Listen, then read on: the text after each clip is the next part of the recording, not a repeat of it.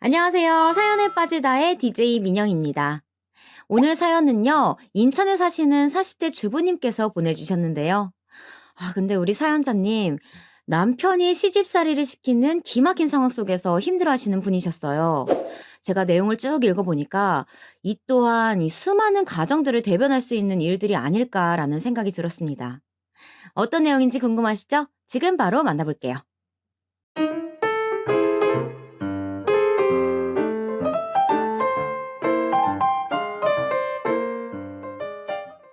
안녕하세요. 정말 이렇게 살다가는 화병에 저도 오래 못 버틸 것 같은 마음에 누구라도 붙잡고 하소연이라도 해보려고 이렇게 사연을 보냈어요. 요즘 왜 이리 나이를 들면 들수록 주변에 말도 못하고 혼자 감내해야 하는 일들이 많은 걸까요?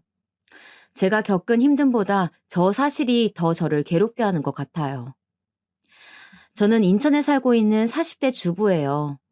맨날 입버릇처럼 살기 힘들다, 고민이 많다, 이런 사람들 말 듣는 게 싫어서 피해 다니는 편이었는데요. 제가 그런 모양새가 되니까 좀 이해가 가요.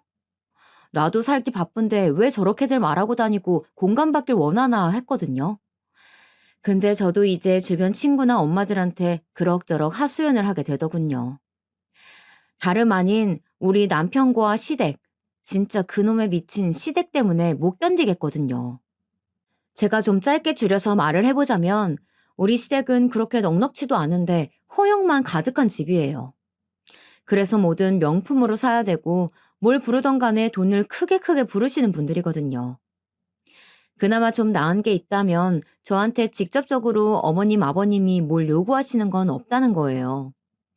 특히 어머님은 그나마 좀 깨어있으신 분이셨어요. 적어도 고부 갈등 쪽으로는 말이에요. 나는 우리 며느리한테 바라는 거 없어. 이 정도면 잘 얻었지 뭐. 솔직히 우리 성준이 말고 이렇게 나머지 녀석들이 시집 장가들을 안 갈지 몰랐잖아. 그러니 한 녀석만이라도 간 게 어디야. 나이 먹어서 이렇게 자식들 옹기종기 데리고 사는 거 진짜 사람들한테 흉이고 창피하다. 왜 이렇게들 안 가는지 모르겠어. 이렇게 말씀을 해주시는 건 감사하긴 한데 왜 어머님이 멀쩡한 것 같으면 나머지 주변 사람들이 저를 가만히 못 놔둬서들 안달인 걸까요? 시댁은 그다지 넓지도 않은 30평대의 집에 아버님과 어머님, 그리고 아주버님, 시누이 둘, 이렇게 5식구가 살고 있었어요. 심지어 막내 시누이는 30이 넘었고 아주버님은 40대 중반이시거든요. 나이가 들 만큼 들어있는 자식들과 계속 살고 계시는 거죠. 시부모님은 6, 70대이시고요. 그 사이에 껴있는 우리 남편은 대체 어디서 그런 몹쓸 효자병에 걸렸는지 모르겠더라고요. 우리 엄마 아빠 고생 진짜 많이 하셨어. 내가 제대로 책임져 드려야지. 그리고 형이랑 동생들도 아무도 결혼을 안 하고 있잖아. 우리 미선이가 제대로 손녀 역할을 해야 돼. 그러면서 어찌나 호들갑을 떨어대던지. 우리 애 태어났을 때부터 돌잔치며 하나하나 아주버님과 시누이들이 얼마나 하나하나 간섭을 해댔는지 몰라요. 그걸 또 남편은 보고 있더라고요. 우리 형이나 동생들은 자식도 없고 조카가 얘 달랑 하나뿐이잖아. 얼마나 귀하겠어. 예뻐서 그러는 건데 당신이 좀 이해를 해봐. 나도 처남네 애 태어났을 때 그렇게 축하해줬잖아. 남편은 제 사촌 남동생 돌잔치에 가서 30만 원 내고 온 것을 그렇게 생색을 내더라고요. 오죽하면 이 사실을 지네 집, 그러니까 시댁 갔을 때에도 거들먹거리면서 자랑하는 거 있죠. 그쪽 처남이 아들 하나밖에 없는 집이라더라. 그래서 그런지 손님도 많지 않았어. 내가 그나마 사촌 매형으로 크게 좀 쌌지. 이 사람 기 좀 살려주겠다고 말이야. 누가 보면 무슨 한 100만 원을 내고 온 줄 알겠어요. 그날 갔었던 사람은 본인 혼자만이 아니고 저도 있었고 우리 애도 있었거든요. 세 식구 가서 보통 10만 원이 평균이긴 한데 거기서 30만 원 낸 거면 많기는 하다고 생각해요. 그런데 그걸 그렇게 몇 달 내내 생각날 때마다 계속 곱씹을 정도로 그리 대단한 금액인지는 잘 모르겠더군요. 그러면 또 어머님은 마냥 듣고 계시면서 본인 아들 칭찬을 하시는데요. 제가 뭐 불쾌할 만한 거는 없었지만 어쨌건 이런 흐름이 싫었어요. 네가 제대로 그 집 사위 노릇을 하고 왔네.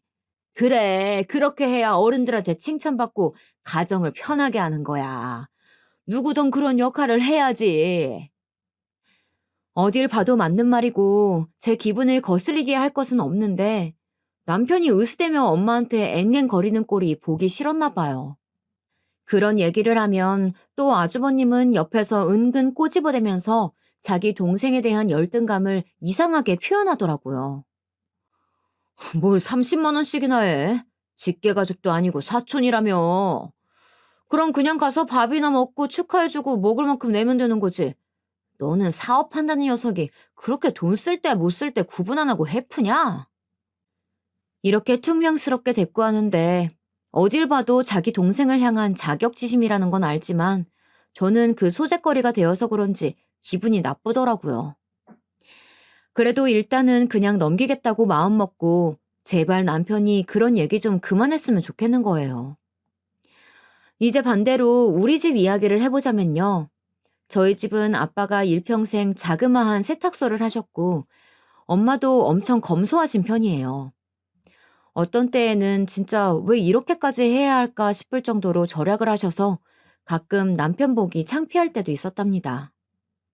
남편한테도 반찬 하나 갖다 주면서 이런저런 설명을 하는데 저도 민망스럽고 남편도 약간 짜증스러워 보여서 옴짝달싹을 못했어요. 이복의 박서방, 이거 내가 다 산에서 하나하나 뜯어가지고 온 나물이야. 이거 껍질 벗겨가지고 먹을만하게 만드느라 얼마나 고생했는지 몰라. 이거 봐봐봐. 벌써 손끝이 다 벗겨지고 새카맣잖아. 하여간 셋이서 맛있게들 잘 먹게나. 엄마가 이렇게 힘들게 나물을 무쳐왔는데 남편은 영 시큰둥한 표정으로 봤더라고요. 그래도 신혼 초까지만 해도 감사하다는 표현을 하기는 했어요. 하지만 시간이 점점 지날수록 약간 빈정거리는 투로 말하더라고요. 이때도 전 제가 예민하게 잘못 들은 건 줄 알았어요. 저 장모님, 이제 이런 건 그냥 저희가 알아서 먹어도 될 것 같은데 맨날 고생하시잖아요. 이거 갖고 오신다고 힘들게 왔다 갔다 하시고. 장모님도 힘드실 것 같으니까 안 주셔도 돼요. 딱 들을 때 말이야 우리 엄마를 생각하는 것 같지만 표정은 굉장히 귀찮다는 듯 느껴졌거든요. 엄마는 이런 속내를 들여다보며 불쾌해하는 제 속도 모르고 그냥 허허 웃으면서 말하는 거예요. 아이고, 이런 게 다 내 기쁨이지 뭐. 반찬 하나 만들어서 노나 먹으면서 자식 얼굴 보는 게 제일 좋은 거 아니겠어? 내 걱정은 하나도 없어. 걱정 안 써도 되네. 아이고. 역시 제 예상이 맞았던 건지 엄마의 이런 말에 남편은 미간을 슬쩍 찌푸리더니 입술이 삐뚤어지더군요.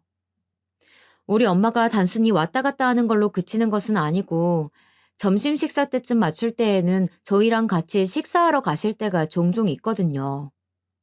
그래봤자 한 달에 두어 번 정도예요. 근데 이것도 약간 귀찮은 듯 대하더니 어느 시점부터는 아예 대놓고 자리를 피하더군요. 장모님, 제가 회사에 볼 일이 있어서 들어가 봐야 할 것 같아요. 이 사람이랑 미선이랑 셋이 맛있는 거 드시고 또 뵙겠습니다. 이러면서 쓱 사라지는 거 있죠. 이렇게 남편이 향한 회사에는 얼마 많지 않은 직원 둘에 저희 어머님, 아버님이 가끔 번갈아 가면서 나오시고요. 거기다가 시누이들이 번갈아 가면서 장난하는 마냥 출근하는 곳이었어요. 제가 이렇게 표현하는 것은 진짜 정말 어쩔 수 없이 그들을 고용하긴 했지만 왜 그 돈을 줘야 하는지 이해가 안 가서예요. 저도 몇 번 남편에게 따진 적이 있어요. 왜 아가씨들은 다른 곳 안 구하고 당신네 회사에서 일하는 거야? 제대로 하지도 않잖아. 솔직히 아무리 파트타임이라고는 하지만 돈 너무 많이 주는 거 아니야? 우리가 그럴 만한 여유가 있어? 제가 너무 전곡을 때리는 말을 해 남편은 부인도 못하면서 또 기분은 나빴는지 인상을 쓰면서 답하는 거예요. 걔네가 왜 하는 일이 없어? 문서나 회계 같은 일들 할 게 얼마나 많은데. 내가 당신한테 부탁했더니 당신은 못하겠다며. 안 한다고 할 땐 언제고 엄만 걔네들한테 짜증이야. 그리고 일하는지 안 하는지 당신이 봤어? 봤냐고! 이러면서 무조건 자기 동생들을 감싸고 노는 거예요. 그렇게 나오는 동생들, 솔직히 일주일에 한 두어 번 나오는지나 모르겠어요. 그런데 그렇게 나와서들 몇 시간 얼마 컴퓨터 두드리지도 않고 가거든요. 그래놓고 한 달에 월 70만 원씩 주는 거예요. 저한테 말한 금액은 그게 맞는데 또 모르는 얘기잖아요. 얼마나 뒤에서 몰래 주고 있을지. 남편은 제 딴에 찔렸는지 저한테 마구 성질을 내더군요. 당신은 할 일이 그렇게 없어? 왜 얘네 왔다 갔다 하는 거 뒷공무니만 보고 있는 거야? 이런 식이니까 대화가 안 되는 거예요. 그렇게 저한테 불평을 왁 하고 터트려 놓고선 끝에 가서는 이상하게 모든 책임을 저한테 지우더군요. 대체 왜 맨날 이런 걸로 싸워야 하는지 모르겠다. 당신은 이상하다고 생각 안 해? 왜 이런 얘기가 싸움으로 가냐? 내가 내 동생들 필요해서 채용해서 쓴다는데 그걸 그렇게 쫓아다니면서 감시하는 거야? 이제 이런 것도 허락받아야 돼? 그러니 저는 늘 대화의 끝에서 신경이 곤두서 있고 결혼한 연차가 좀 지나다 보니 이제는 남편이 하는 말에 잘 대꾸를 안 하게 되었답니다. 그런데 제가 본격적으로 신경이 곤두선 것은 남편네 동창 모임에 갔을 때예요. 남편의 예약 동기들 모임인데 하필 부부 동반이었거든요. 저는 가고 싶지 않았지만 남편이 하도 가자고 해서 간 거였어요. 나 빼고 다들 자기 배우자들 데리고 나오는데 내가 면이 안 서잖아. 당신은 대학 안 나와서 면 같은 거 챙길 일 없을지 몰라도 이쪽은 그런 게 좀 강해. 그러니까 이럴 땐 같이 좀 나와서 발 맞춰줘야지. 진짜 어이가 없어서. 제가 뭐 대학을 다니기 싫어서 안 나왔나요? 집안 형편이 좋지 않았고 그때에는 정말 집에 손 벌리기 힘든 때였어요. 나름 저한테는 아픈 과거이고 결혼하기 전 시댁에서 제 대학 졸업 여부를 갖고 물을 때 되게 고민하면서 했던 말이었거든요. 그땐 걱정하며 들어주는 척 하더니 시간이 지나 이런 식으로 말하는 걸 보니까 부하가 치밀더군요. 당신은 나를 구슬려서 데려가려고 해도 모자랄 판에 지금 말을 그따위로 해야겠어? 지금 나 무시하는 거야? 아, 됐어. 시끄럽고 옷이나 잘 차려입고 와. 늦으면 안 돼. 이러면서 이날 장소까지 제가 알아서 대중교통으로 가게 하더군요. 자기는 회사에서 편히 차로 이동해놓고 말이에요. 그날 어떤 고급스러운 레스토랑을 하나 빌려가지고 모이기는 했는데 동기 모임이라고 해놓고 그렇게들 많이 오지도 않았더라고요. 한 6, 7쌍의 부부들이 오기는 했는데 그날 다들 어색하게 인사를 하고 앉기는 했어요. 근데 남편이 이날따라 뭘 그렇게 큰 소리를 치는지 자기가 회사를 운영하고 가족들도 같이 도와주고 있고 집을 먹여 살리고 있다는 걸 엄청 크게 어필하는 거예요. 듣기 짜증나서 그냥 물만 마셔대고 있는 저에게 남편은 이때 또 뭘 그리 인정받고 싶었는지 저를 제물로 삼더군요. 와이프도 내 덕 많이 봤지. 나랑 결혼해서 사느라고 호강도 많이 했고 말이야. 하여간 그런데 그만큼 돌아오는 게 없으니 세상에서 제일 손해본 투자가 결혼 같아. 나는 결혼 빼고 다른 건 다 성공한 것 같은데 말이야. 이러면서 어줍잖게 거들먹거리는 소리를 하는데 진짜 미쳤나 싶더라고요. 저도 얼굴이 벌개져서 뭐라고 받아치려는데 남편이 알아서 막는 거 있죠? 아, 그만 그만. 흥분하지 말고. 내가 틀린 소리 한 건 아니잖아. 아무튼 좋은 자리 왔는데 당신도 이거나 먹어. 그만하고. 하지만 저도 약간 구질구질하게 이때 물고 늘어지기 시작한 거예요.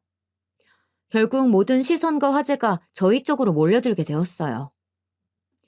내가 당신이랑 결혼해서 무슨 호강을 했는데? 뭘 돌아오는 게 없어. 내가 어떻게 뭘 해줘야 했는데? 이러니까 이제 맞은편 앉은 부부들이 당황해서들 말리기 시작하고 남편은 슬슬 인상을 구기더군요. 아이씨, 이 여자가 왜 이래? 왜 남의 모임을 따라와서는 분위기를 망쳐? 조용히 하고 마시기나 하라니까 진짜. 이러고 있는데 진짜 너무 서럽게도 맞은편 여자가 갑자기 이걸 중지하면서 한마디 하는 거예요. 정말 차라리 가족보다 남이 낫단 생각이 들었어요. 얘 성준아, 와이프 데려와서 그렇게 말하는 게 어딨어. 같이 와줬으면 고맙게 생각해야지. 저기 그만하시고 이것 좀 드셔보세요. 아기는 몇 살이에요? 어디 맡기고 오셨나 봐요. 이렇게 급하게 화제를 바꿔주니까 저도 좀 숨통이 트였어요. 그런데 이 순간 남편이 정말 미친 짓을 해버린 거죠. 그 여자분 상대 배우자분도 얼굴을 찌푸리고 자리에서 일어서 버릴 정도였어요. 수영이, 너는 어쩜 그렇게 말하는 게 여전히 이쁘냐? 아, 내가 그때 너랑 연애를 했어야 했지. 하여간 눈이 잘못돼가지고. 술이 웬수지. 이러면서 저는 알아들을 수도 없는 도통 지 혼자만 아는 얘기를 떠벌리고 얼굴은 벌개져 있는 거예요. 이러니 옆자리에 있던 그 여자분 남편분도 화가 나서 목소리를 높이게 되었고 분위기는 전체적으로 엉망진창이 되어버렸어요. 그 말씀이 좀 듣기 거북하네요. 옆에 계신 아내분한테도 실례 아닙니까? 이러니 다들 서로 눈치 보다가 어쩔 수 없이 일어나는 분위기가 되었고 남편은 돌아오는 차에서도 대리기사님이 계시건 말건 저한테 내내 짜증을 냈어요. 저는 술 취한 인간 상대로 뭘 싸울까 싶어 창밖만 내다보고 있었고요. 내 팔자가 어쩌다가 이렇게 된 건지 눈물이 줄줄 흐르더군요. 결혼을 후회한다느니 다른 여자를 만날 걸 그랬다느니 그따위 말들을 제 면전에 대고 아무렇지 않게 하는 인간이었어요. 제가 왜 이런 인간이랑 여지껏 같이 살아온 걸까? 과연 애 때문인 걸까? 애가 전부인 걸까? 별 생각이 다 들었어요. 처음에 결혼할 때에는 우리 집은 여유가 없어서 혼수도 많이 못 해왔는데 그때 남편은 사랑만 있으면 괜찮다고 했던 사람이에요. 그러더니 갈수록 우리 집이 기운다는 걸 자꾸 티내더군요. 제가 뭘 해도 짜증만 내고 그러면서 온갖 생색은 다 냈어요. 그게 몇 년씩 깊어지다 보니 저도 한계가 오더라고요. 게다가 어느 순간부터는 우리 엄마한테도 빈정거리는 투가 느껴져서 저는 한동안 엄마를 오시지 못하게 했어요. 그냥 오지 마, 엄마. 나 요즘 박서방이랑 사이 안 좋아. 엄마 오면 내가 저 인간 눈치 봐야 돼. 분위기 좀 편안해질 때까지 당분간은 내가 갈 테니까 엄마는 안 오는 게 좋겠어. 이 말에 서운해하는 엄마를 보면서 진짜 내가 뭔 부귀영화를 누리겠다고 이러고 사는지 모르겠더군요. 사람은 상대적이라는데 왜 부부 중 한쪽인 저만 이렇게 수그리고 다 맞추고 노력해야 하는지 모르겠어요. 저 정말 열심히 살았거든요. 시댁 식구들 툭 하면 전화와서 심부름 시켜대고 우리 집에서 모이자고 하면 잘 모이기만 했어요. 그런데도 남편은 그런 부분에서 고마운 걸 전혀 모르고 당연한 줄만 알더라고요. 뭐라고? 이번에 장모님이랑 여행을 가? 누구랑? 당신이랑 미선이랑 같이? 응, 셋이서 다녀오려고. 왜 그래? 남편은 이때도 못마땅한 표정이더니 고개를 확 돌리고 절 보지도 않고 묻더군요. 어디로 갈 건데? 시간이 돼? 미선이 학교는 어떻게 빼려고? 체험학습 냈어. 엄마랑 셋이서 기차 타고 하루 자고 올 거야. 엄마 다음 달에 검진 받는데 그 전에 시간이 없을 것 같다고 하길래. 그랬더니 남편은 자꾸 말 한마디 한마디 툭툭 던지는 거예요. 놀러 가겠다고 왜 학교를 빠져? 그리고 돈은? 돈 없다고 내 동생들 월급 질 때 그렇게 눈치 주더니 당신은 돈이 어디서 그렇게 몰래 많이 있었어? 이러니 싸울 수밖에 없는 거예요. 기분 좋게 친정엄마 모시고 기차 타고 대전에 다녀올 생각이었고 본인 보고 애를 맡긴 것도 아닌데 자꾸 얘기가 이렇게 진행되더군요. 결국 저는 이대로는 평생 말려들어 살겠다는 생각이 들어 제 딴에 그냥 강행해서 엄마랑 다녀왔고요. 그러지 말라고 제가 야단을 했는데도 끝끝내 엄마는 거기서 특산품 같은 걸 사다가 시댁에 보내셨지 뭐예요. 너랑 네 서방 사이가 안 좋아도 그런 걸 어른들이 일일이 알게 하면 안 되는 거야. 나는 알았으니 어쩔 수 없지만 적어도 시댁은 평안하게 해드려야지. 이거나 갖다 드려. 아까 시식해보니까 맛있더라. 결국 엄마가 그렇게 분위기 수습을 하겠다고 이렇게 챙기는 모양새를 보고 있으니 전 더 마음이 아팠어요. 왜 돌아오지도 않는 반응을 알면서 우리 쪽만 신경을 써야 하는 걸까요? 정작 시댁에선 저보고 뭐 없이 왔니 어쨌니 그런 말하는 게 없어요. 시댁 아주버님이나 시누이들도 대놓고 저에게 뭐라고 한 건 없었고요. 그런데 남편이 저렇게 늘 앞서서 일을 만드는 거예요. 게다가 이때 생활비 갖고 말 나왔을 때는 진심으로 진지하게 이혼을 생각하게 되었어요. 창피함을 무릅쓰고 다른 엄마들한테도 물었는데 하나같이 미쳤냐는 반응이더라고요. 시작은 아주 소심하게 물어봤었어요. 저기, 나 아는 사람 얘긴데 남편이 시댁에다가 한 달 용돈을 300씩 드리자고 한다나 봐. 자기들은 어떻게 생각해? 그러자 이때 커피 마시던 엄마들이 대체로 다 눈빛이 아주 쎄하게 변해버렸어요. 머리가 어떻게 된 거 아니야? 그게 성립되려면 친정에도 똑같이 300씩 줘야지. 그리고 그 집 생활비는 어떻게 되는데? 설마 그것보다 많은 거라면 그 남편은 무슨 놈의 간이 그렇게 커서 그딴 소리를 한다는 거야? 아휴, 남의 일인데 들으면서 왜 이렇게 성질이 나냐? 이런 표현이 나오는 것도 무리가 아니고 제가 화나는 게 정상이란 생각이 들더라고요.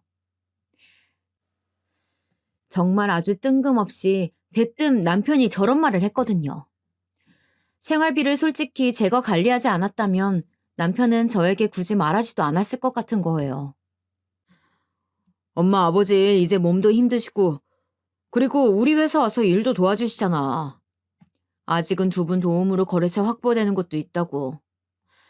그리고 그 연세에 한 분당 150씩 드리는 꼴밖에 안 돼. 두 분이 돈이 그 정도 든다고 하는데 어떻게 더 줄여달라고 해? 언제까지 드릴지는 모르겠지만 당분간 그런 줄 알고 드리자. 전 숨도 쉬지 않고 곧장 따졌어요. 그 돈이 당신만 버는 돈이야? 내가 미선이 키우고 당신 신경 하나도 안 쓰게 해줘서 다른 곳으로 돈이 안 나가는 것이라고는 생각도 안 하니? 당신 부모님만 부모님이야? 그런 우리 집은 왜 생활비가 한 푼도 필요 없는 건데? 이때 막 몰아치는 제 모습에 놀랐는지 남편도 침을 꿀꺽 삼키는 듯 했지만 그렇다고 해서 크게 행동이 달라지지는 않더라고요. 왜 이렇게 흥분해? 내가 뭐 아무것도 안 하는 두 분께 그냥 생으로 드리자고 했어? 엄마랑 아버지가 우리 회사 와서 나 도와주기도 하잖아. 그래서 버는 거고. 두 분이 지금 둘만 사는 게 아니라 우리 형이랑 동생들이랑 같이 살고 있잖아. 5식구가 사는 거니까 돈이 많이 들 수도 있는 거지. 다른 직장인들 봐라. 누가 요즘 월급을 150 받아? 저 정도면 적게 드리는 거야. 남편도 뭘 준비해왔던 건지 아주 따박따박 한마디도 지지 않고 저렇게 싸붙이는 거예요. 저도 질 수 없어서 이때 참아왔던 서름을 다 쏟아내면서 따졌어요. 말이 되는 소리를 하란 말이야. 솔직히 부모님 두 분 계속 일정하게 나와 계시는 것도 아니잖아. 왜 갑자기 안 드리던 생활비를 드려야 되는 건데? 월급이야, 생활비야? 이전엔 두 분이 그냥 도와준다고 나와 계셨던 거 아니냐고. 그리고 당신, 우리 세 가족 생활비는 알기나 해? 우리 셋이 졸라매고 아꼈어 200이야. 근데 부모님께 지금 300을 매달 공으로 드린다고? 남편은 말을 하면 할수록 저를 완전 악처럼 몰아가면서 코너로 끌고 가는데 이때 굽히지 않고 계속 싸워댔어요. 생활비 300이라는 숫자는 정말 얼마간 저를 잠도 못 자게 할 정도로 괴롭게 하더라고요. 그런데도 중요한 건 남편은 제 결정은 중요하지도 않았나 봐요. 며칠 뒤에 그냥 저한테 웬 문자 한 통만 보내더라고요. 이거 어머니, 이거 아버지 계좌번호. 이리로 이제 입금해드리면 돼. 날짜는 매달 잊지 말고 보내드려. 보내드린 다음에 캡처해서 나한테 보내주고.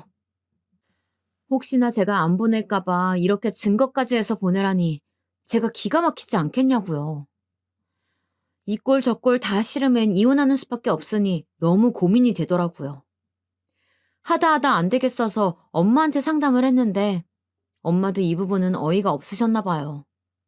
내가 그동안 박서방 하는 거 그냥 보고는 있었다만 니네 생활비도 여의치 않다며. 너보고 곧 일하라고 한다고 하지 않았어? 그런데 거기서 무슨 시부모님 용돈을 더 드린다는 거야?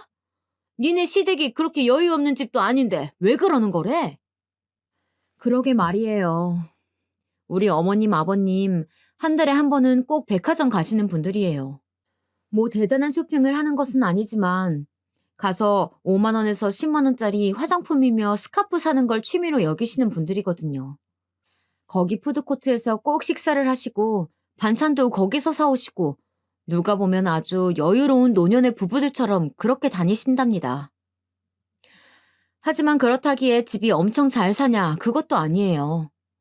동대문구에 있는 아들 작은 회사에 다 같이 차 하나로 복작복작 타고 이동을 해야 하고 30평대가 조금 넘는 집에서 관연한 자식들과 다섯이서 모여 사시는 거잖아요. 하지만 1년에 한 번씩 해외여행은 꼭 다 같이 가야 되고 명품 가방 100만 원대로 하나씩은 꼭 있으셔야 하는 게 저희 어머님이에요. 이렇게 하는 것이 그간 저에게 피해가 된 것은 아니지만 이제 본격적으로 피해를 봐야 하는 거잖아요.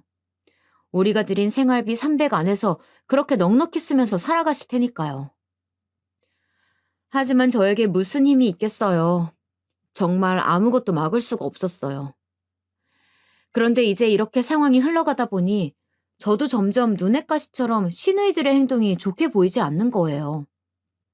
제가 먼저 시비를 건 것은 아니고 시누이들이 저를 먼저 힘들게 하기 시작했어요. 저기 언니, 이번에 오빠가 맡긴 서류가 있는데 그거 언니가 좀 해줄 수 있어요? 제가 다른 건 몰라도 엑셀은 잘 할지 모르거든요. 이거 그렇게 어렵지 않고 금방 유튜브 보고 따라하면 된대요. 언니도 할 수 있을 거예요. 어머, 아가씨. 그거 아가씨가 할 수 있다고 가져간 일 아니었어요? 저도 문서 쪽은 잘 모르죠. 그러면 오빠랑 다시 얘기를 해보시던지 그 부분은 새로 직원을 뽑던지 하세요. 원래 저 이렇게까지 톡 쏘붙이는 스타일은 아닌데 시누이가 공으로 돈 받아가면서 저한테 일 맡기는 모양새가 너무 얄밉더라고요. 그러니 저도 참을 수가 없어서 그대로 쏘아붙였어요. 그런데 신우도 갈수록 지 오빠 등골 의지하는 게 습관이 된 건지 너무 자연스럽게 저한테 떠넘기는 거예요. 아니, 직원 쓸 거면 뭐하러 언니한테 말을 했겠어요. 언니도 알다시피 우리 오빠는 남 잘 못 믿는 타입이잖아요. 그러니까 우리랑 엄마 아빠한테 일 맡기는 거고요. 그래도 언니가 가족이니까 좀 같이 해주세요. 이거 그렇게 어려운 일 아닌데? 언니도 사무직 꽤 오래 하다 온 거 아니에요? 끝끝내 양보 없이 저한테 조금씩 계속해서 일을 맡기는 거예요. 이거 하나씩 떠맡다 보면 자연스레 제 일이 될 것 같아서 저도 참지 않고 아가씨한테 제안을 하나 했어요. 그러고도 맡기면 내가 해준다 이런 식으로 말이에요. 그럼 아가씨, 저한테 맡기고 일 처리할 때마다 건당 얼마씩 주실 거예요? 가격을 좀 정하고 얘기를 해야 될 것 같은데요. 그러자 신우는 별꼴 다 본다는 말투로 아주 기겁을 하더라고요. 언니, 지금 뭐라고 했어요? 뭐 돈이요? 와, 진짜 어이가 없네. 언니 지금 저한테 돈 달라고 하신 거예요? 고작 이거 서류 몇 장 봐주는 거 갖고 이러는 거냐고요. 저도 이제 제 권리는 주장해야 하길래 달라고 했고 그게 뭐가 그렇게 나빴던 건지 모르겠더군요. 아가씨도 건당 얼마씩 해서 오빠한테 월급 받아가지 않아요? 오빠한테 받는 돈 중 저한테 일 맡기는 만큼 나눠주면 되잖아요. 저도 유튜브로 공부하고 하려면 시간이 필요해요. 저도 기술을 쌓을 시간도 필요하고 미선이 챙기고 집안일 하면서 따로 일하려면 당연히 보수가 필요하죠. 공짜가 어딨어요, 아가씨. 오빠도 아가씨한테 하나씩 다 쳐줘가면서 일 시키잖아요. 신우는 믿을 수 없다는 투로 멍하니 있었고 저는 거기에 한마디 더 하고 전화를 끊어버렸어요. 오빠랑 얘기 더 해보시고 잘 안 되면 아가씨가 한번 주변에 직원 찾아보세요. 요즘 어린 친구들 엑셀 다룰 수 있는 친구들 많잖아요. 아마 급여 잘 따져보고 시급 얘기하면 적당히 잘 찾을걸요? 그럼 전 이만 미선이 데리러 가야 해서 끊을게요. 이렇게 끊어버리고 솔직히 진담 반 농담 반으로 한 거라 아주 반응이 기대되더군요. 하지만 이후로 신우한테 전화 한 통 없었고 남편도 분명 얘기를 들었을 텐데 저한테 말을 안 하는 거예요.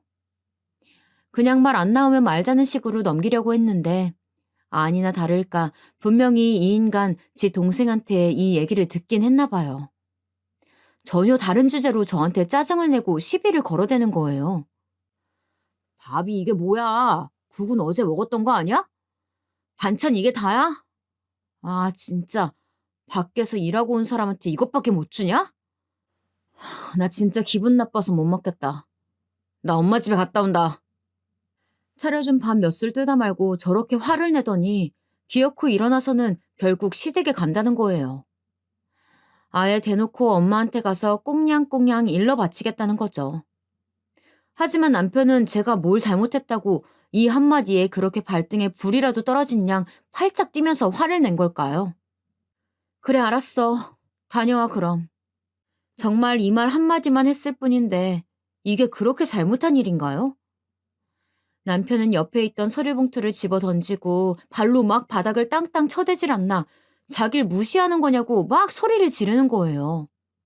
네 눈엔 내가 우습지? 우스워? 돈 벌어다 주는 남편이 우습냐고. 한 푼도 지 힘으로 못 버는 게 진짜 어디서 못된 버릇만 들어가지고. 남편은 눈이 완전 돌아가서는 옆에 말만한 지 딸이 있는데도 애가 듣는 건 생각도 안 하고 내뱉는 거예요. 이쯤 되니 저는 완전히 감이 와서 무슨 말도 안 하고 조용히 밥만 먹었어요. 대꾸하고 싸워봤자 저 야단에 말려드는 꼴이거든요. 역시나 혼자만 실컷 성내다가 가방 주워들고 지 엄마네 가버렸고요. 한참 늦게 밤이 돼서야 꾸물꾸물 기어들어오지 뭐예요. 그때는 저도 아는 척 안 하고 거실 소파에 앉아 TV만 쳐다봤고 딸만 멀뚱멀뚱 제 아빠를 반길 뿐이었어요. 흙인 남편은 저를 보는 것 같더라니 지도 민망한지 잠바를 뒤집어 쓰고 방으로 가버리더군요. 하지만 제 마음은 썩 좋지 않았고 이렇게 살아가는 생활에도 점점 지쳐가더라고요. 사실 이런 생각을 했던 게 이 무렵쯤 만났던 전 직장 동료 때문이에요. 이분은 50대이신데 이혼한 지 그때가 한 4년 정도 되셨을 때였거든요. 근데 생각보다 무척 잘 살고 계시는 거예요. 나는 아들이 하나인데 애 군대 가자마자 바로 이혼했어. 아들이랑도 이미 얘기가 잘 됐고 나쁘지 않더라고. 남편은 물론 싫다고 엄청 끈질기게 매달리긴 했지만 말년이 될수록 아쉬운 건 남자들이야. 여자들이 남편 없어서 아쉬울 게 뭐가 있어? 돈은 여자도 벌고 먹고 살 수 있어. 남자들은 밥에 빨래에 별 뒤치다거리 다 해주고 떵떵거리기도 해야 되는데 그걸 이제 여자가 안 한다고 하니까 환장하는 거고. 그렇게 이혼을 하시더니 곧장 집을 얻어서 새로 둥지를 꾸미셨다고 하더군요. 정말 너무 좋아. 매번 삼시세끼 남편 밥 해줄 걱정 안 해도 되고 나랑 전혀 달라서 이골이 났던 그 생활 패턴에 대해서 짜증낼 일도 없어. 시댁 식구들도 아주 작살나게 나를 괴롭게 했는데 그들 얼굴 마주할 일도 없고 말이야. 그쯤 되니 저도 슬슬 단점도 들어보고 싶은 거예요. 없을 리는 없을 것 같아서요. 근데 이상하게 말이야. 딱히 걸리는 단점은 없어. 뭐 혼자 있다가 뭐 아프다거나 사고가 나면 곤란하긴 하지. 근데 그건 뭐 같이 산다고 그런 일이 없나? 부부로 살고 있어도 이 사람은 딱히 도움이 안 돼. 자기 필요할 때만 나를 부려먹으려고 하고 내가 도움이 필요할 때 도움이 돼준 적은 한 번도 없어. 진지하게 나는 이 사람 인생의 퍼즐 부속품 같다는 생각만 들더라고. 정말 소름이 끼치도록 제가 느끼고 있는 것과 비슷했어요. 남편은 어떻게든 권위를 갖고 제 위에만 서려고 했고 모든 걸 본인에게 맞추기만 바랬거든요. 그나마 딸은 지 핏줄이라고 잘해주긴 했지만 우리 딸도 남편을 썩 좋아하지는 않았어요. 그럼 나는 누구랑 살지? 엄마랑 사는 게 더 나으려나? 우스갯소리로 제가 말을 했을 때 딸은 누구랑 살아야 할지 고민만 하지 딱히 반대를 하는 것 같진 않았어요. 하지만 살이 분별 안 되는 아이의 생각만 듣고 쉽게 결정할 문제는 아니니까요. 그리고 저는 이윽고 엄마에게 이 사실을 알리게 되었고 여느 친정엄마들 못지않게 엄마도 똑같이 반대를 했어요. 세상이 아무리 바뀌었다고 해도 이혼에 대한 시선은 안 좋은 거야. 무슨 허울 좋은 소리만 하고 있어. 일단 여자는 나이가 들면 들수록 옆에 남자가 있기는 해야 돼. 안 그러면 이 험한 세상 어떻게 살아? 집에 남자가 있고 없고 차이가 크다고. 이제 엄마와도 대화가 안 통한다고 생각해서 그만하려는데 의외의 얘기를 엄마가 하시더라고요. 여기서는 조금 솔깃했어요. 남자가 뭐 대단하고 좋아가지고 모시고 살라는 얘기가 절대 아니야. 그냥 네 보험처럼 데리고 있으라는 얘기야. 안 그러면 그동안 밥해 먹이고 시중 다 들어가며 같이 살던 게 아깝잖아. 여자가 혼자 늙어가는 거랑 영감탱이가 있는 거랑 이 무섭고 험한 사건 사고가 판치는 곳에서 얼마나 차이가 큰데. 그냥 쓸모가 있어서 부린다고 생각을 바꿔봐. 엄마도 네 아빠랑 그렇게 살았어. 그러고 보니 엄마는 밥솥 고칠 때라든지 밤길에 어디를 나간다든지 뭐 어디 갈 때 운전을 시킨다든지 이런 상황에 부지런히 아빠를 끌고 다녔어요. 우리 아빠도 썩 가정적인 사람은 아니지만 엄마가 그런 거 시키고 칭찬해주면 보통 기분 나쁘지 않게 해주시는 편이거든요. 나라고 뭐 네 아빠 사랑하고 좋아서 뭐 그래서 산 거 아니야. 너도 알 거 아니야. 근데 이 세상 굴러가는 거 보면 남자고 여자고 다 서로가 필요가 있어서 사는 거라고. 이런 거 싫고 저런 거 싫고 다 따져가면서 못 살아. 박서방도 나이 들면 지 집이 최고고 마누라가 최고라고 생각을 할 거야. 우리 엄마는 굳이 저렇게 믿고 싶어 하는 것 같더군요. 하지만 엄마가 했던 말들이 막 틀린 내용은 아니었어요. 도움이 되는 부분이 없는 것은 아니니까요. 그렇지만 그것만 기대하고 살기에는 현재 저에게 힘든 부분들이 정말 너무 많게 느껴졌어요. 게다가 이 생활비 300을 얼레벌레 넘겼더니 남편은 그 뒤에 더 큰 사고를 치고 말았답니다. 이날로 저는 완전히 마음이 굳혀져 버렸어요. 당신 나랑 같이 안 살 생각이야? 어떻게 그런 큰일을 묻지도 않고 결정했어? 우리 집을 담보로 대출을 받는다고? 3억이나? 아니 어머님 아버님은 돈이 없으신 거야? 아주버님이랑 아가씨들은? 왜 우리 집이 담보가 돼야 되는데? 말 그대로 남편은 우리 아파트를 담보로 대출을 해서 시댁을 위해 새 집을 사겠다고 마음을 먹었더군요. 무려 3억이에요. 이 인간 왜 이렇게 3이란 숫자를 좋아하는 건지. 그리고 관연한 자식들이 셋이나 있는데 그들은 꼼짝도 안 하고 왜 우리가 대줘야 하는 걸까요? 그 뒤에 남편이 설명하는 내용들은 정말 지리멸렬하다 못해 듣기 이골이 나는 내용들이었어요. 더 표현할 것도 없이 그냥 우리 엄마 아빠가 고생을 많이 했고 그만한 돈들은 없는 것 같다. 어쩌고 저쩌고 결국 나는 효자다. 끝. 이런 얘기인 거예요. 이럴 거면 우리 집도 꽤나 사는 집이 되어야 말이 되는 거 아닌가요? 당장 우리 집도 곧 어찌 될지 모르고 단지네 엄마들은 이사 때문에 골치 아파하는데 덜컥 저렇게 대출이라니요. 심지어 그것도 우리가 갚아야 된다는 식으로 말을 했어요. 그 돈을 왜 우리가 갚냐고 말을 좀 해봐. 그럼 달마다 드리는 그 300만 원은? 설마 그것도 우리가 내는 거야? 남편은 진짜 못 낀 놈이 성낸다고 목소리 큰 놈이 이기는 줄 아는지 저한테 밑도 끝도 없이 마구 화를 내는 거예요. 돈은 네가 벌어? 네가 버냐고 내가 벌잖아. 그리고 생활비도 꼬박꼬박 주고 있는데 왜 이렇게 따지고 들어? 결국 돈 한 푼 안 버는 주제에 입 다물라는 결론으로 끝나버렸고 그렇게 남편은 너무나 허무하게도 그 일을 진행해 버렸어요. 아무리 시부모님이 입을 다물고 계시다지만 저는 이제 부모님이 뒤에서 조종하는 게 아닌가 싶어 그 두 분도 꼴보기 싫어지는 거예요. 이후로 가족들끼리 간만에 모여서 식사를 하자는데 저는 안 갔어요. 야, 너 진짜 1억이야? 너랑 미선이 안 오면 내가 뭐가 돼? 우리 엄마 아빠는 하나밖에 없는 며느리랑 손녀 얼굴도 못 보게 할 거냐고. 내가 네 인생 부속품이야? 네가 하자면 하자는 대로 해야 돼? 너나 갔다 와. 니네 엄마 아빠 아니야. 우리는 점점 이렇게 격하게 싸웠고 맨날 구석에서 듣고 짜부러져 있던 저는 정말 악을 쓰고 딸이 듣건 말건 사력을 다해 전쟁을 치렀어요.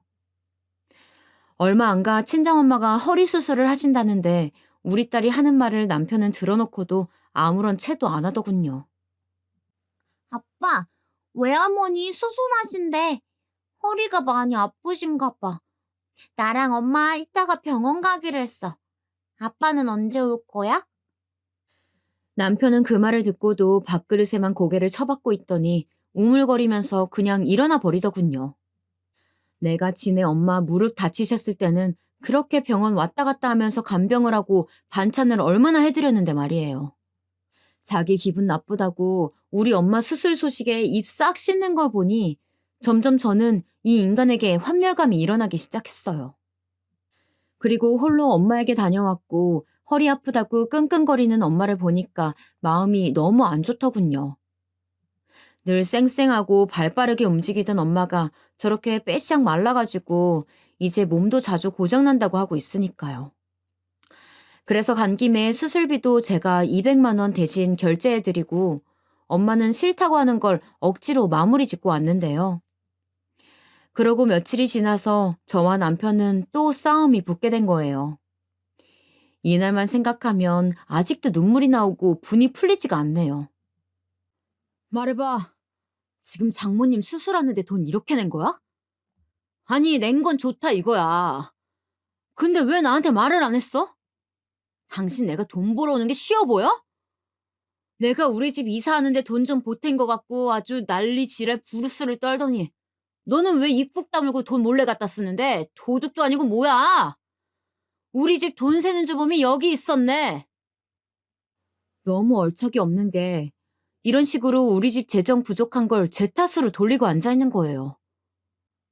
뭐? 도- 도둑? 당신 말 다 했어? 무슨 말을 다 해. 아직 다 못했는데. 내 돈 쓰는 걸 갖고 그렇게 사람 비참하게 하고 눈치 보게 만들더니 니는 돈을 이렇게 몇백씩 그냥 퍼벅 다 가져다 쓰네? 너 통장 가지고 와봐. 가계부 쓴 거 어딨어? 당장 갖고 와. 100원이라도 수상하게 썼으면 나 너랑 안 살 거야. 이혼할 거라고. 진짜 보통 미친 게 아니야, 이 여자. 제가 왜 이런 소리를 멍청하게 듣고 있어야 했을까요? 옆에 우리 딸내미가 겁에 질린 얼굴로 보고 있는데도 남편은 아랑곳 않고 가계부와 통장, 카드 내역을 갖고 오라고 명령했어요. 손이 달달 떨리고 이를 악문 상태에서 저는 가져다 줬고 하나하나 내역을 어디다 썼냐고 캐묻는 남편을 보며 정신이 혼미해지기 시작했어요. 이건 어머님, 아버님 지난달 300 붙여드린 거고 돈 200씩 매달 남겨서 적금 들고 있던 거 이번에 깨서 엄마 드린 거야. 그게 그렇게 잘못이야? 누가 드리지 말래? 나한테 상의를 했어, 안 했어? 나 이제 너 못 믿어. 너 분명히 나한테 말 안 하고 이런 식으로 돈 꽁쳤을 거야. 내가 미친놈이지. 이런 여자한테 수년을 돈을 맡겨오고 한 번도 확인을 안 했다니. 야, 너 말 돌리지 말고 이거 내역 하나하나 다 설명해. 남편은 새삼 무슨 마트에서 결제한 거, 애 학원비 결제한 거 이런 거를 따져가며 왜 영수증이 없냐고 소리를 지르고 달마다 제가 정리해둔 걸 보면서도 분명히 돈을 빼돌렸을 거라며 고래고래 소리를 질렀어요. 저는 이대로는 제가 정말 죽겠더라고요. 머리를 한창 부여잡고 있다가 겨우 한마디 토했어요. 이혼해 그럼. 남편은 제가 이 말을 하자 불같이 더 악소리를 질러대고 막 뛰어대는 거예요. 진짜 미치긴 미쳤었나 봐요. 이혼하자고. 하자며. 나 이런 취급 더 이상 못 받고 못 살아. 당신 원하는 대로 하자. 그만 살자 이제. 그러고 저는 짐을 싸들고 급히 나가려는데 딸내미가 바닥에 주저앉아서 엉엉 우는 거예요. 그 꼴을 보고 남편은 저보고 못된 여자라며 피도 눈물도 없어서 새끼마저 버린다고 악담을 하더군요. 너 그 이상 짓거리면 가만 안 둬. 뭐라고 했냐 지금? 이성을 잃고 제가 남편에게 조용히 읊조리자 남편도 폭주열차처럼 내달리다 갑자기 약간은 수그러들긴 하더군요. 그새 저는 바로 문을 박차고 나가버렸어요. 그 길로 집에서 회복 중인 친정엄마에게 갔고 울면서 제가 겪은 모든 일을 털어놨어요.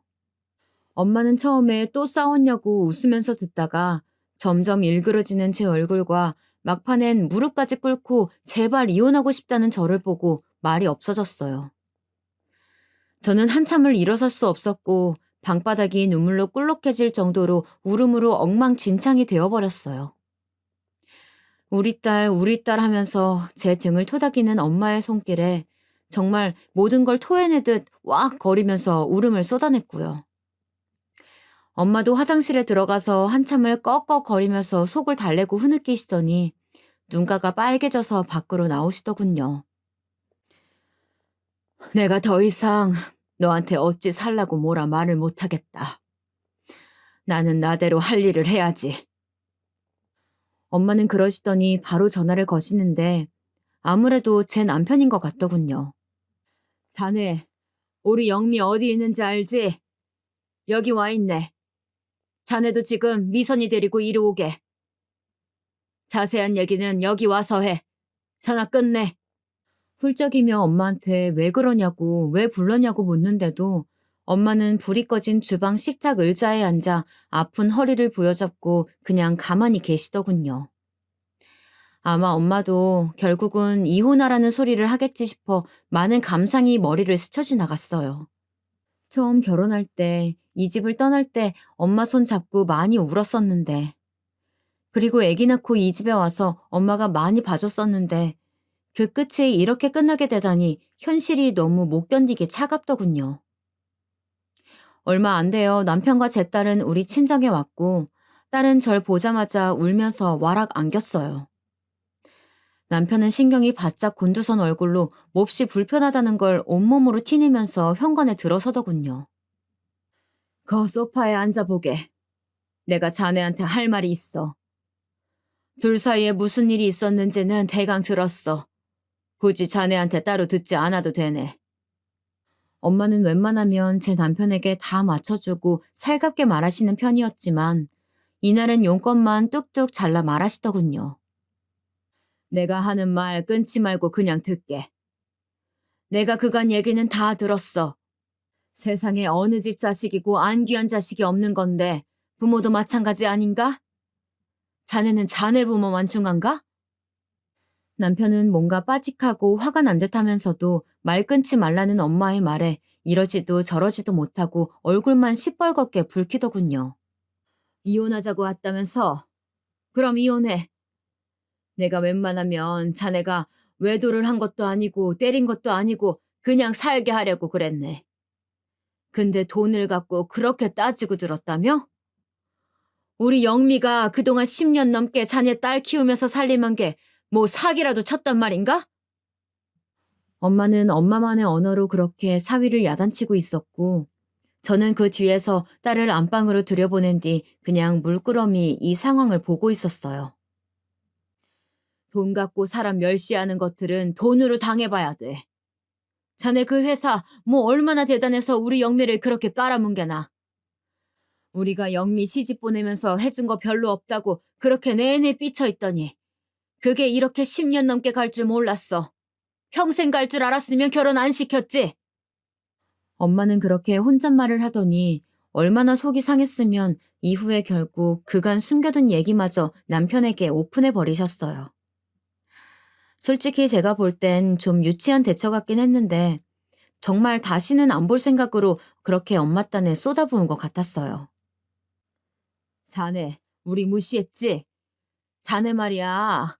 저기 양평동에 있는 내가 나가서 일하는 그 식당 알지 않나? 그거 내가 영미 이모네 그냥 일해주는 거 아니야. 우리가 그 가게 인수해서 내가 가서 들여다보고 있는 거라고. 없이 시작해서 정말 개미처럼 모아서 그 건물 하나 작게 사가지고 그 식당 1층에 들인 거야. 나쁘지 않게 돈 벌고 있어. 자네도 몇 번 와서 보지 않았나? 내가 굳이 말할 필요가 없어서 말 안 했다만 자네 회사 해마다 뭐 얼마나 그렇게 많이 버나? 맨날 없어 죽겠다 하고 빚까지 져놓고 그래놓고 효도한답시고 아파트 대출까지 받았다며? 누가 진짜 여유가 없는지 모르겠네 진짜. 남편은 엄마의 말이 무슨 말인지 모르겠다는 투로 저를 한번 보더니 엄마를 계속 쳐다보더군요. 웬만하면 나는 여기 매장 하나 늘려서 자네한테 맡겨볼 생각도 있었어. 그런데 요 근래 너무 마음이 편치 않고 하는 짓거리가 마음에 안 들어서 영미한테도 말 안 하고 혼자 생각만 하고 있었다고. 내가 하는 전화도 몇 번 받지도 않고 그런데다가 보니까 돈 씀씀이도 너무 대책이 없고 게다가 우리 딸을 이렇게 못살게 굴어대는데 어떻게 맡겨? 차라리 남이 낫지. 남편은 복잡한 얼굴로 뭔가 말하고 싶은 듯 했지만 웬일로 엄마가 하는 말을 그냥 조용히 듣고 있더군요. 됐어. 이제 그만하고 일어나. 자네는 집에 가게. 미선이 여기 놔두고 가라고. 더 두고 보다간 나 자네한테 험한 말 할 것 같아. 갈라서는 건 모양 안 나쁘게 소란 떨지 말고 조용히들 끝내게. 그제서 남편은 본물 터지듯 와악 하고 쏟아내기 시작하더군요. 그게 아니라 장모님, 왜 저 사람 말만 듣고 말씀을 하세요? 저도 사정이 있었어요. 저는 돈 쓸 때마다 맨날 저 사람에게 설명을 했어요. 그런데 저 사람은 이번에 말도 안 하고 그냥 써버렸다고요. 저도 화가 나서 그런 거지. 맨날 그랬던 건 아니라고요. 왜 그러세요, 진짜. 그러더니 정말 어쭈 얼씨구나 싶은 말을 하는 거예요. 그리고 이혼이라뇨. 저 이혼할 생각 없어요. 아무튼 얘기 잘 해볼게요, 장모님. 오늘은 장모님이 화가 나셨으니까 일어나는데 다시 오겠습니다. 저희 이혼 안 해요. 당신도 내일은 들어와. 이러면서 쭈구리처럼 일어나서는 사라지는데 웃기지도 않는 거예요. 뭘 이제 와서 없던 일로 하듯이 말을 하고 있나요? 저한테 눈 시뻘겋게 열 올리면서 난리칠 때는 언제고 저 사람 툭 하면요. 요 근래 저한테 밥 먹듯이 이혼이라는 말을 해왔거든요. 저는 그대로 다음날 들어가서 가볍게 짐을 챙겨 나왔고 일단은 아이와 함께 별거 중이에요. 매일 하루가 멀다 하고 카톡이 오고 며칠 전에는 생전 연락을 따로 안 하던 어머님마저 모르는 척 저를 떠보듯 카톡을 보내셨더라고요. 미선애미야, 반찬 만들어놨는데 와서 좀 가져가지 그러냐? 미선이 잘 먹는 계란 장조림 소고기 넣고 해놨다. 시간 될 때 들려라. 아무리 봐도 둘의 상황을 좀 떠보려고 그러시는 것 같아서 무시하고 답장도 안 했어요. 제 눈에는 아무 말도 안 하고 그렇게 둘째 아들이 갖다 바치는 돈 다 받고 있는 어머님도 한통 속이고 너무 여우 같았거든요. 제가 볼 때 저 인간 엄마가 식당 얘기 괜히 해가지고 저것 때문에 돈에 눈이 띄어서 잡는 게 뻔해요. 우리 엄마한테 대뜸 무슨 카톡 기프트콘으로 죄송하다며 뭘 보내질 않나. 생전 그딴 짓 안 하는 인간이거든요. 엄마 전화도 무시하고 안 받던 인간이 갑자기 저렇게 돌변한 이유가 뭐가 있겠어요? 엄마 반응은 생각보다 확고하시더군요. 아유, 괘씸해 죽겠네. 내가 전에 고사리며 나물 무쳐다 줄 때는 뭐 고맙다는 인사라도 했었냐? 휙 쳐다보고는 그냥 대꾸도 않고 쉬다 가세요 어머니 이 말만 하고 나가버리던 게 박서방 아니었냐고. 이거 지금 핸드폰에 보내온 거 네 눈으로 봐봐라. 나보고 건강하시래. 그래놓고 뭔 홍삼이네 과일을 이렇게 잔뜩 보내놨다. 웃기지도 않아. 원래 엄마는 그런 시큰둥한 반응을 다 참아가면서 두고 보고 있었는데 사위가 본인 딸한테 그간 살림을 하나하나 다 따져가면서 굴욕을 안겼으니 못 참겠나 봐요. 너 그냥 이혼해. 사람 안 바뀐다. 인간이 결혼해서 살 때 안 해야 될 짓이 폭력이랑 도박, 외도만 있는 게 아니야. 돈 갖고 지가 그렇게 무시를 해? 개뿔. 지가 갖고 있는 게 뭐 얼마나 되는데 빚더미라며. 니네 시엄마나 그 밑에 줄줄이 소세지처럼 딸려 살고 있는 한심한 자식들도 마찬가지야. 다 같이 배 가라앉는 줄도 모르고 그렇게 멍청하게들 살고 있으니. 하여간 참고 참던 분이 저렇게 돌아서니까 완전히 끝이더라고요. 저도 그렇게 막 틀린 입장은 아니에요. 이대로 이혼을 준비할 생각이고 안 해준다면 소송해서라도 무조건 진행할 생각이에요. 여러 차례 이 인간과의 미래는 없다고 느끼다 보니 결심이 더 확고해지는 것 같아요. 물론 저도 새삼 주변의 시선이 두렵기는 해요. 그렇지만 저 사람이 변할 가능성은 솔직히 거의 없잖아요. 기대해봤자 저만 더 상처받을 것이고 저는 그렇게 나이만 점점 더 먹게 될 거예요. 친정에 조금이라도 기댈 수 있을 때 저도 다시 직장 생활을 하고 제 돈벌이를 시작해보려고 해요. 다시는 무능한 전업주부로 무시당하는 일을 겪고 싶지 않아요. 남편과 살았던 시절의 제 인생과는 전혀 다른 새로운 삶을 살아가고 싶습니다. 아직 불안한 날들이지만 조금이나마 응원해 주신다면 감사하겠습니다.